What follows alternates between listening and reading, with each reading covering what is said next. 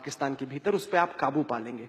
तो कैसे किया जाएगा ये, कैसे आप आतंकवाद पे काबू पाएंगे 3 महीने के अंदर? इतनी मुश्किल हिंदी इस्तेमाल, आपका मतलब कि दहशतगर्दी? दहशतगर्दी को आप कह रहे हैं कि 90 डेज में आप खत्म कर देंगे। इसका क्या हमने नाम क्या क्या था? आतंकवाद। अच्छा, देखें, ये जरा आप सबके लिए समझना है मसला क्या है इस वक्त, क्यों पाकिस्तान जंग हार रहा है दहशतगर्दी की। दहशतगर्द जो मिलिटेंट्स हैं ये कितने हैं? 20,000 हैं, 25,000 हैं, ज्यादा से ज्यादा 30,000 होंगे। पाकिस्तान की 6-7 लाख की फौज है, वो क्यों नहीं इसके ऊपर काबू पा सकी? क्यों अमेरिका की दुनिया की तारीख में ऐसी मिलिट्री मशीन आई नहीं जो आज अमेरिका के पास है? वो क्यों नहीं जीत सकते अफगानिस्तान में? एक वर्ड, जहाद। देखिए, जहाद का मतलब यह है कि जब लोग जहाद लड़ते हैं, मुसलमान जहाद लड़ता है, तो वो फिर अपनी जान की कुर्बानी देने से डरता नहीं है, क्योंकि वो समझता है कि वो अल्लाह के लिए लड़ रहा है और वो जन्नत में जाएगा। और वो फिर जो उसकी वजह से जो सबसे खतरनाक चीज है वो है खुदकुश हमला। खुदकुश हमले का कोई तोड़ नहीं है, ना अमेरिकन अभी तक उसका तोड़ निकाल सके हैं, ना पाकिस्तान की फौज निकाल सकी।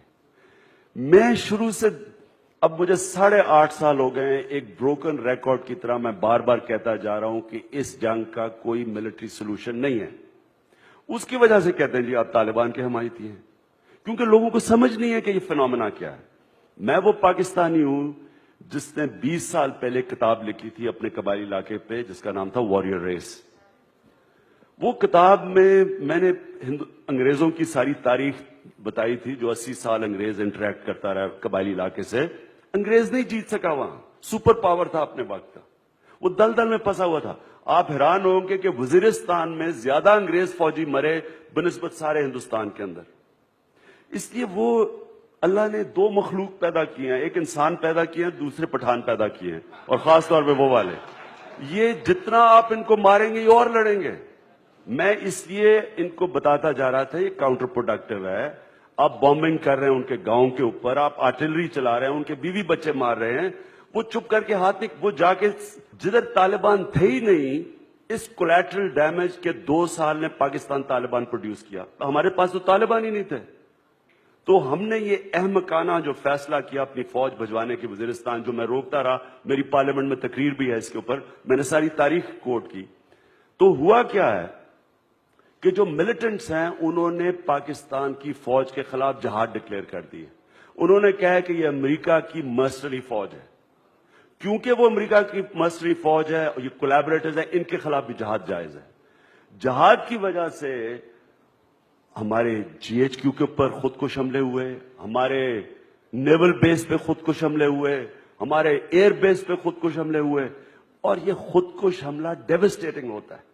इसको नहीं, इसका जब तक आप जहाद का नैरेटिव मिलिटेंट से नहीं लेंगे, ये जंग खत्म ही नहीं होनी और पाकिस्तान डूब जाएगा इस जंग में। इसलिए अब मैं हाल आपको बताता हूं। तो तहरीक इंसाफ कैसे इसके ऊपर काबू पाएगी? हम जब पहले दिन इंशाल्लाह जब स्वेरिंग इन होगी तहरीक इंसाफ की, प्राइम मिनिस्टर की, तो पहले दिन अनाउंस करेगा कि हम अमेरिका की जंग से डिसएंगेज कर रहे हैं।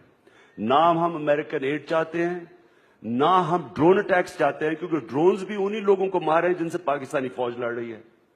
तो इसलिए वो नैरेटिव ये कहता है कि जी ये अमेरिका की जंग लड़ रहे हैं और अमेरिका की मर्सनरी फौज है।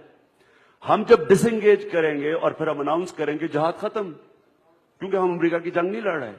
जिस वक्त जहाद खत्म हुई, हम जंग जीतेंगे कैसे? मैं क्यों कह रहा हूं 90 डेज में? क्योंकि मैं जानता हूं सारे कबायली इलाके को। मैं 1 लाख लोगों को वजीरिस्तान लेके गया, जर्नलिस्ट को लेके गया वजीरिस्तान के लोगों से मिलाने के लिए, जो सबसे ज्यादा लड़ने वाले हैं। उनको सिर्फ यह बताने के लिए लेके गया था कि जर्नलिस्ट जब उनसे पूछेंगे कि क्या अगर जहाद खत्म होगी आप अपने इलाके को वापस ले लेंगे? आपके पास, हमारे पास 8-9 लाख कबाइल के लड़ने वाले लोग हैं, मिलिटेंट्स हैं। सारे जो मिलिटेंट्स हैं वो सिर्फ 20-30 हजार हैं। तो सिंपल मैथ्स है कि जिस वक्त जहाद खत्म हुई, कबायली इलाके के लोग मुजाहिदीन के खिलाफ नहीं लड़ेंगे। लेकिन जब जहाद आपने खत्म कर दी, अमेरिका की जंग नहीं है, वो ये हफ्ते के अंदर ये अपनी जमीन को वापस ले लेंगे।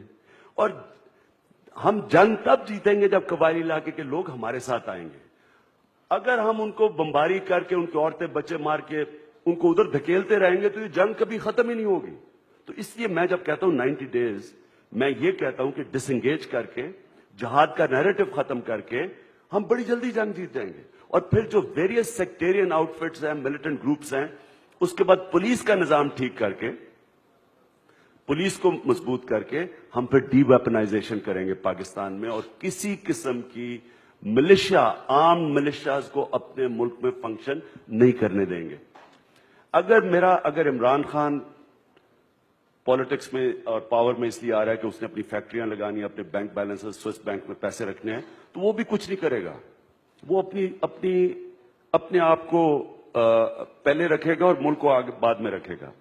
لیکن اگر ہماری حکومت نے یہ فیصلہ کیا کہ یہ ہمارے گولز ہیں, یہ ہمارے مشن ہے, یہ ہماری ویژن ہے, اور وہ پرائرٹی لے گی, تو اس میں آپ کو یقین دلاتا ہوں کہ سب فالو کریں گے. میں آپ کو پھر سے مثال دینا چاہتا ہوں, ترکی کی جو مثال ہے, یہ آپ سب یاد رکھیں کہ ترکی کی فوج نے وہی کیا جو پاکستان کی فوج نے پاکستان سے کیا. لیکن ترکی کے اندر ایک ایسا لیڈر آیا جو اسٹیٹسمن تھا, اس نے اسی فوج کو اپنے کام پہ لگا دیا جو ہے کہ بارڈرز کو ڈیفینڈ کرنا. اور وہی لیڈر مورل اتھارٹی کی وجہ سے آج آپ دیکھ لیں کہ وہ کہاں سے کہاں ترکی کو لے گیا, اور اس کی ویژن ہے. کیونکہ سب سے بڑی بات یہ ہے کہ اس کے پاس مورل اتھارٹی اس لیے ہے کہ لوگوں کو, سب عوام کو پتا ہے کہ یہ اپنے لیے نہیں پاور میں آیا, یہ ملک بہتری میں آیا ہے. اور آج ترکی کی جو گروتھ ریٹ ہے وہ چائنا کے بعد سیکنڈ ہائیسٹ ہے. تو اس لیے لوگ اس کے پاس مورل اتھارٹی ہے. دیکھیں, اگر ایک ڈیموکریٹک گورنمنٹ اپنی مورل اتھارٹی کھو بیٹھتی ہے تو فزیکل اتھارٹی فوج کے پاس ہوتی ہے. ٹرسٹ بنانے کا ایک بہت بہتر طریقہ یہ ہوگا